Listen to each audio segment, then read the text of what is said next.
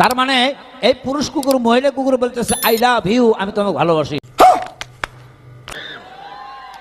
এখন মহিলা কুকুর কি কা শোনেন,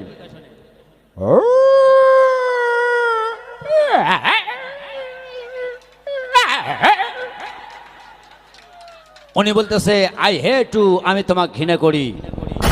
তুমি বিশ্বাস করো আমি তোমাকে মন প্রাণ দিয়ে ভালোবাসি, কিন্তু তাই বিশ্বাস করো না।